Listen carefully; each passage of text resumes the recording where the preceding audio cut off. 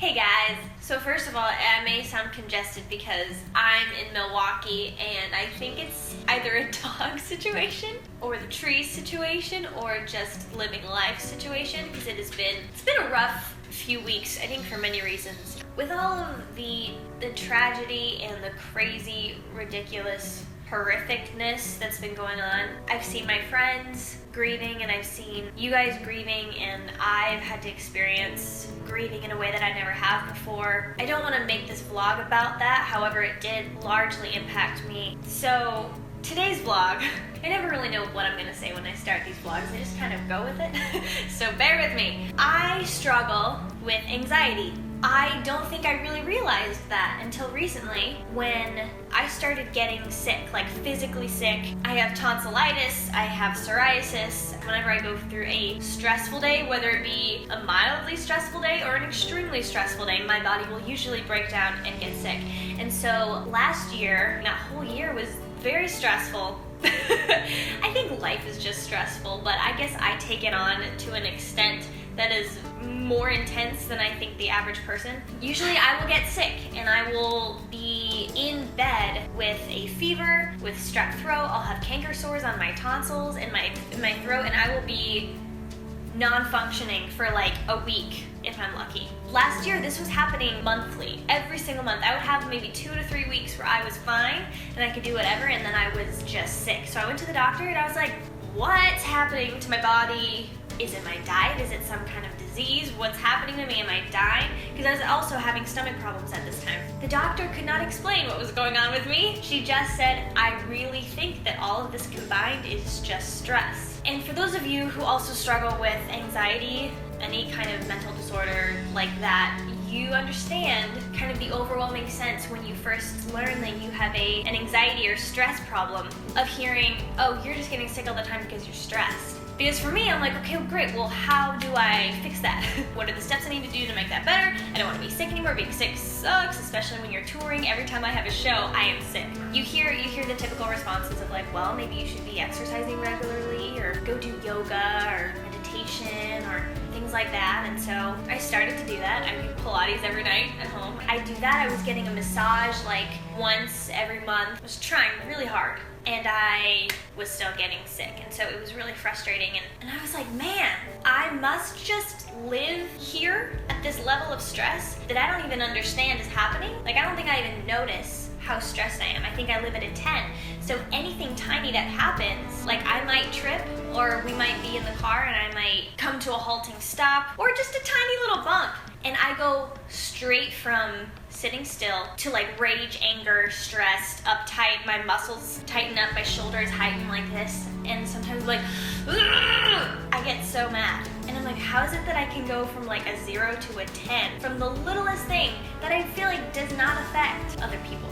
And I've heard it all. Well, maybe you're just stressed because you don't have enough faith in God. Don't you know, honey? God's got it taken care of. God has control. Stop worrying. I hate that. It's not helpful, first of all. Also, it causes a lot of shame, and I used to grow up with a lot of shame because I felt like, well, maybe I'm stressed because I'm not close to God. And then I was overwhelmed because I didn't know how to cure that, how to make it go away. And it wasn't until recently where I realized that my anxiety was actually disabling me from like living a healthy, good life. I only recognized this because I started living around people who were healthy, and my roommate slash best friend slash you all know who she is, Tori, we do pretty much like the same things all the time, and I get sick and she does not. And then I realized, it just got really dark. And then I realized, oh yeah, when I was in 5th grade, I started picking out my eyebrows because I was stressed. I got a stress disorder, trichotillomania. There's an actual name for it, and I didn't realize that until a couple years ago when I read it in a Brene Brown book, and I said, there's more out there that are like me? I'm not crazy? And I started picking out my eyebrows because I was stressed out in 5th grade, and I would have holes in my eyebrows. I really didn't start fixing that problem until I went on YouTube, and the first video that I posted, I think has now 10 million views. That video was definitely right in smack in the middle of my awkward trying to cover up my eyebrows phase, and one of the eyebrows is, I guess, different shape and size than the other one, and so when when we released that video, the comments were flooded. Girl, you need to get your eyebrows fixed. For a young teenage girl who's like, has no confidence, is insecure, that was hard for me to hear. When I think about things like that, and I think about the fact that when I was young, I had a sleeping problem. I was so scared every night that I was not gonna fall asleep that I couldn't sleep. And so every night I was up, I'd walk downstairs and I'd be crying. I'd say,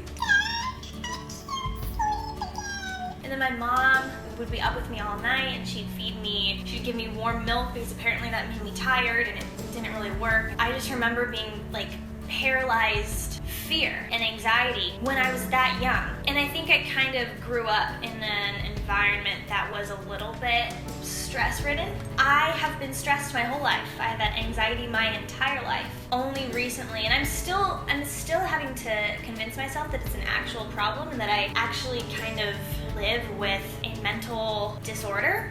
It's new to me. I've been going to therapy for like the last over a year. And by the way, not ashamed about therapy. I think everyone should have therapy. So therapy has been incredible for me. It has helped me learn to cope. It's helped me learn to keep balanced and get over the things that make me anxious, which is a lot of the times when I have no control over something. I think she's also helped me learn to normalize it. I'm not the only one out there with anxiety. I just feel like it took me a really long time to acknowledge that I actually have an issue that I need help with. I do want to tell you though about my experience. This past weekend I was traveling, I was flying. I have an emotional support animal, by the way. My puppy Swanson, he is an emotional support animal, and I have a prescription for him from my therapist, and he's allowed to legally go with me wherever I want. I already, even though he's legally allowed to be with me, feel like a burden. I go into places and a lot of the times I'll be asked pretty invasive questions by people who aren't really educated in how to talk to people with emotional needs like that. I don't know if any of you out there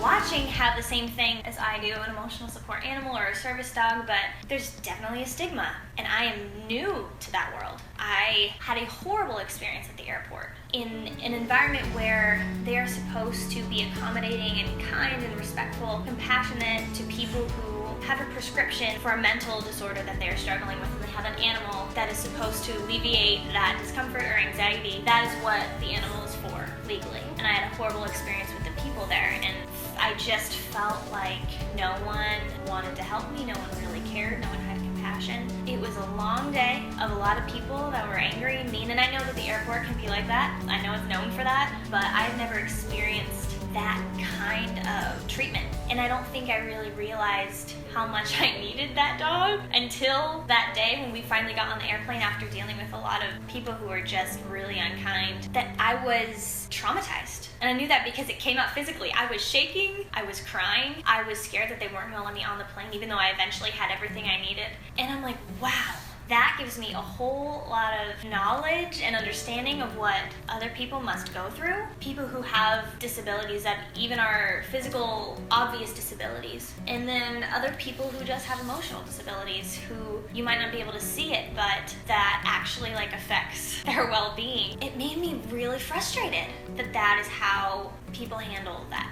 And that's all just to say, if you have been struggling with this and at least knowing about it for longer than me, which isn't very long, I feel for you to go into places like an airport or a restaurant and to feel like all eyes are on you. Judgment. If you have emotional needs, a lot of times people don't really understand that that's actually a problem. I was saying earlier, I have psoriasis and it comes out when I'm stressed, and so it definitely is it's like here on me, and it's something I'm actually really insecure about and I hate it, but I think my body had to yell at me in a way that I could see for me to be able to say, whoa, I have a problem that I need to fix. And I'm not even going to use the word fix because I don't know if you can fix it. I think you just learn to cope with it better, and hopefully by being intentional about it, I can be less stressed about things that go on in my life. And I try to, but it's hard because it's not second nature. So I'm not sure what this point of this all was, except for just to say that I understand now what it's like to live in a world where people with emotional needs just struggle in a way that I don't think is obvious to the outside world, but in a way that truly, truly negatively impacts them and is sometimes traumatizing. And I experienced that for the first time this weekend. Just to let you guys know, anxiety is a real thing. It keeps people from living a happy, good life. I think it's quite ignorant to say that it's just up to them to change it. They just have to change their mind. It's harder than that. I do believe it all comes internally, but I also think that if you're a person who struggles with it probably stemmed from something from your childhood and you've been living with it for as long as you can. So it's a learned, I think, defense system. And I'm not saying this like as an expert on anxiety. I'm saying this is how I feel I got anxiety, but for me it was a learned behavior in my body to kind of protect itself from things that might harm it. So now I have to unlearn that. I have to teach my body how to cope better, and it's a process. And be patient with yourself, be kind to yourself, because when I am not kind and compassionate and empathic with myself, I become more stressed, and then it just is like, what's the point of that? I don't know, I think that's all. I hope that if anything, this just lets you guys know if you struggle with the same thing I do, you're not alone, and it's a struggle, and I don't want to minimize that. Just be kind and compassionate towards one another. Be empathic. Empathy is a learned thing, and it's hard, but I really think that we can be a lot more understanding if we take the time to learn that. That's all I'm going to say for today, and I hope you have a wonderful rest of your day.